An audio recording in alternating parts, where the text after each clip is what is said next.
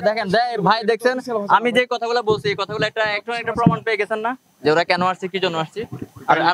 আর প্রমাণ দেওয়ার কিছু দেখেন উনি এখন আমাকে ধাক্কা দিচ্ছেন ধাক্কার কিছু না ঠিক আছে উনি একজন প্রফেশনাল মানুষ উনি আমাকে তুমি করে বলতেছে একটা বিশ্ববিদ্যালয়ের স্টুডেন্টকে তুমি করে বলতেছে ক্যামেরা কেন বন্ধ থাকবে ক্যামেরা কেন বন্ধ থাকবে এখানে তো ওপেন প্লেস না ভাই না কেন এখানে তো ভাই কোনো সমস্যা নাই কেন ক্যামেরা বন্ধ থাকবে যাও ওই পাশে গিয়ে ক্যামেরা কেন বন্ধ করবে এটা প্লিজ আপনি বলেন ক্যামেরাটা কেন বন্ধ থাকবে একটু বলেন আর ওদিকে চল ক্যামেরাটা কেন বন্ধ করতে বলছেন দেখেন ভাই দেখেন একজন বিশ্ববিদ্যালয়ের শিক্ষার্থী উনি এসে আমাকে ছোট ভাইয়ের মত না আপনি প্রফেশনাল মানুষ প্রফেশনালি বিহেভ করেন বন্ধ করতে বলছেন এটা একটু বলেন আমি ক্যামেরা বন্ধ করতে বলিনি ক্যামেরা বন্ধ করতে বলেছেন না এই যে আপনি গায়ে হাত দিয়ে ধাক্কা দিচ্ছেন তোমাকে ধাক্কা দিচ্ছি না তোমাকে বলছি একটু ওইদিকে যাও দেখেন উনি কিন্তু আমি কিন্তু আচ্ছা দাঁড়াই আছি আপনারা কাইন্ডলি একটু ওইদিকে চলে যান আমরা সেটা যাই কিন্তু ক্যামেরা আচ্ছা দেখেন সকালে পররাষ্ট্রমন্ত্রী হাসান মাহমুদ একটা কথা বলছে খুবই স্পেসিফিকলি আমি যদি তার কথা কোট করি সে বলছে যে যারা কোটার সমন্বয়কারী আন্দোলনের সাথে নেতৃত্ব দিচ্ছে তারা আসলে জামাত বিএনপির কাছে বিক্রি হয়ে গেছে।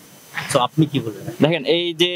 যে কথাগুলো এটা কিন্তু প্রাগ ইতিহাস থেকে চলে আসতেছে মানে কিছু আন্দোলন যখন যৌক্তিক পর্যায়ে চলে যায় আন্দোলন যখন স্পার্ক করে এবং এটা যখন এক্সটেন্সিভ ওয়েতে পুরো বিশ্ববিদ্যালয় বাংলাব্যাপী ছড়া যায় তখন এই আন্দোলনকে বিভিন্ন নামে ট্যাগ দেওয়া হয় এবং সেটার জন্য সবচেয়ে সহজ যে বিষয়টা বিএনপি জামাত। দেখেন আমরা কিন্তু আমাদের যারা আছে তাদেরকে ব্যাকগ্রাউন্ড চেক করেন এবং এখানে যারা আছে স্কুল কলেজের শিক্ষার্থীরা দেখেন শুধু এখানে বিশ্ববিদ্যালয়ের যে তা না স্কুল কলেজের শিক্ষার্থীরা তারা কেন আসছে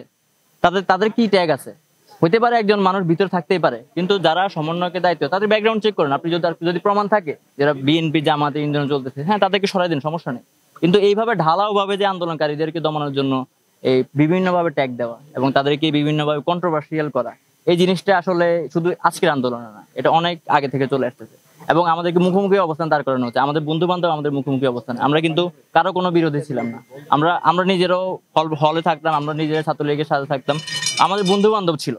কিন্তু আমাদের বন্ধু বান্ধব আজকে আমাদের বিরোধী হয়ে গেছে আমরা তাদের সাথে মনোমালিন্য হচ্ছে এই যে